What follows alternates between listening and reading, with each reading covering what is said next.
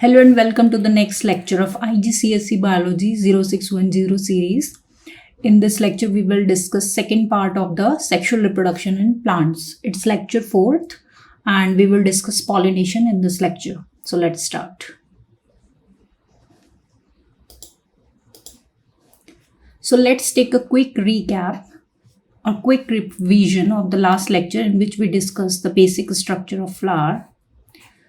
As you can see in this diagram, we have discussed that there are four basic parts of a flower: petal, sepal, stamen, and carpel.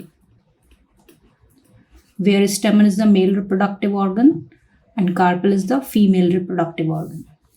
You can see in this picture also, it is petal, the pink one. These are the sepals, the green ones. This is stamen, the yellow ones. Stamen is further divided into anther and filament, and this is carpel in the center of the flower. It is the female reproductive organ. It is divided into stigma, style, and ovary. The upper portion is the stigma, then tube-like structure is a style, and basal swollen portion is ovary. Pollination. What do you mean by the term pollination? Pollination is transfer of pollen grains from the anther to the stigma of a flower. Let's try to decode this term. Pollen grains are male gametes and anther is part of stamen, which is male reproductive organ. Stigma is part of carpel, that is female reproductive organ. So what is pollination actually doing? Pollination is transferring the pollen grains or the male gametes from the male reproductive organ to the female reproductive organ for the sexual reproduction. Pollination is essential for the process of sexual reproduction. As you can see in this diagram, these honeybees are transferring pollen grains from the anther to the stigma of the another flower, and this process is called pollination. This process is pollination, transfer of pollen grains. As the name suggests, pollination. Pollination is transfer of pollen grains. Now this transfer can be on flowers of same plant or another plant. Now insects can transfer this pollen grains from one flower to the another flower of the same plant or another plant. When the pollination occurs when the anther, which contains the pollen grains in it, matures. It bursts to release the pollen grains and pollination occurs. So exposure of pollen grains is essential for the process of pollination to complete. Now let's understand what are the modes or agents of pollination. How the pollination occurs.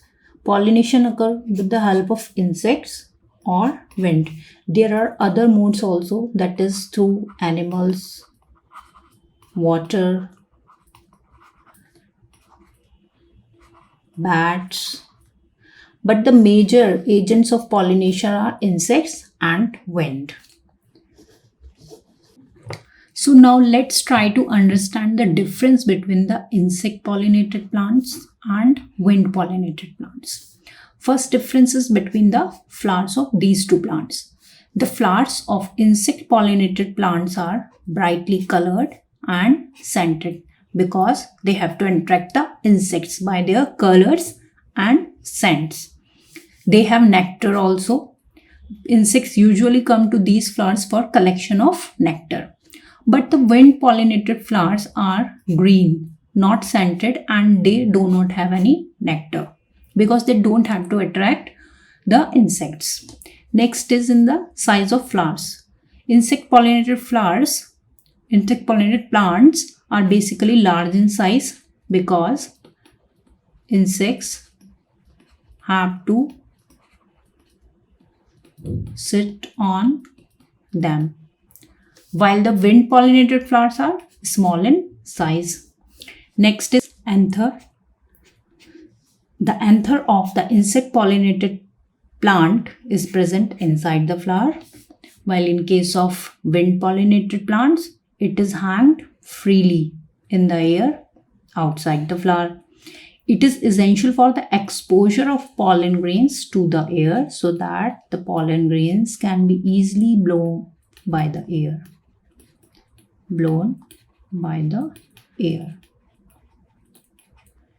Next is stigma. Stigma of insect pollinated plants is also present inside the flower. Both the anther and stigma are present inside because they are not exposed. They don't need to be exposed to the air. While in case of wind pollinated plants, stigma also hang outside the flower. It is essential to trap the pollen grains that are carried by the wind. Also, stigma is large and feathery in appearance as compared to the stigma of the insect pollinated plants. Next is pollen grains. What is the difference between the pollen grains of insect and wind pollinated plants? The pollen grains of insect pollinated plants are sticky and spiky. They have spikes, which is essential for the pollination. As they are sticky, they can stick to the insect's body and insect can easily carry these pollen grains. They appear like a fine powder. While in case of wind pollinated plants, pollen grains are smooth and lightweight so that they can easily carried by the air. Next is, what's the difference in the quantity of pollen grains produced in these two plants?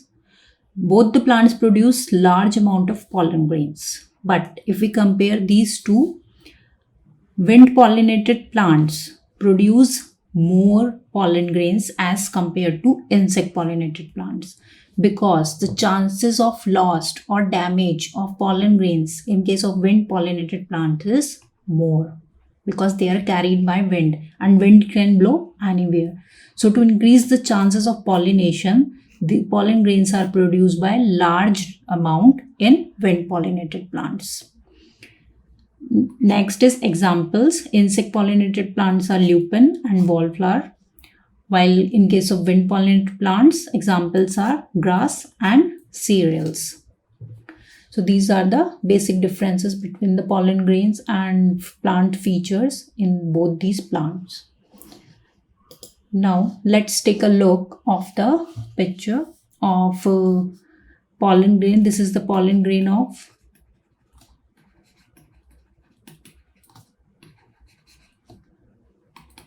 insect pollinated plant. You can see here the pollen grain has spikes while it is smooth so that it can be easily carried by the wind. It is wind pollinated pollen grain.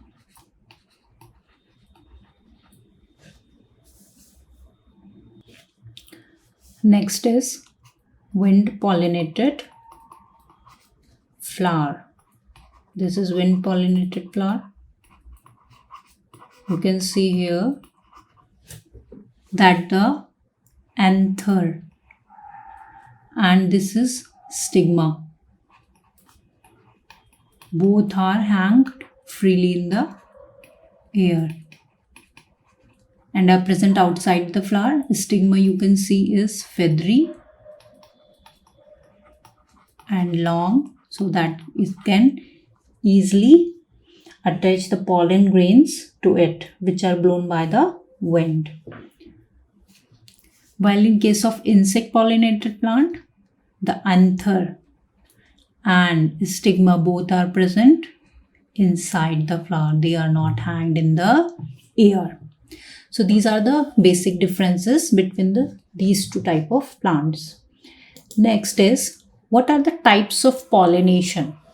There are basically two types of pollination. One is self-pollination. Second is cross-pollination. Self-pollination is transfer of pollen grains from the anther of a flower to the stigma of the same flower or another flower of the same plant. While the cross-pollination is transfer of pollen grains from the anther of a flower to the stigma of a flower on a different plant but same species. So what's the basic difference? In case of self-pollination, the flower can be same or different flower of same plant. While in case of cross-pollination, plant is different. Plant is different. While in case of self-pollination, plant is same, single plant. This kind of pollination will take place in single plant only. Let's see how it occurs. Let's suppose this is a one plant first and this is plant second. They both are of same species. It is essential that they should be of same species, otherwise the pollination will not occur and the pollen will die. If the pollination occurs in this flower only, from the anther to the stigma of the same flower, it is self-pollination. If pollination occurs from this flower to this flower or this flower or from this flower to this flower, that is in between the different flowers of the same plant, then it is termed as self-pollination. But if the anther or pollination occurs in between these two plants, first and second, or we can say if the anther gets transferred from plant first to plant second, then it is called cross-pollination because pollination is occurring on different plant. It is cross-pollination. Hope you understand this. And as I just said, if pollen grain lands on the stigma of a plant of different species, then it dies. So this is self-pollination and cross-pollination. Now let's see what are the effect of cross-pollination and self-pollination on variation, capacity to respond to environmental changes, and third in reliance on pollinators. In case of self-pollinated plants, variation is less. Variation is less because a single plant has same type of gametes, so chances of variation are less. While in case of cross-pollinated plants, the gametes of two different genetic composition combine to form a new combination of genes which will lead to genetic diversity. Genetic diversity, which will create variation. So cross-pollinated plants show more variation than self-pollinated plants. Next is capacity to respond to environmental changes. Due to more genetic diversity, cross-pollinated plants have better chances of adapting to environmental changes. As the environment changes, the genetic composition also adapts, or genes also respond to these changes. And when genes change, genetic composition varies, gametes also varies. So they have better chances of adapting to the environment. Next is reliance on pollinators. Cross-pollinated plants have 100% reliance on pollinators, because for cross-pollination there must be some medium, insect or wind must be present to carry the anther to the stigma of another plant. While in case of self-pollination, anther and stigma can by chance come in close contact and pollination can occur. But it is impossible in case of cross-pollinated plants. So they are more dependent on pollinators as compared to self-pollinated plants. So these are the effects of cross-pollination and self-pollination. So that's all for pollination. Thank you. In the next class, we will discuss fertilization. Keep practicing, keep learning.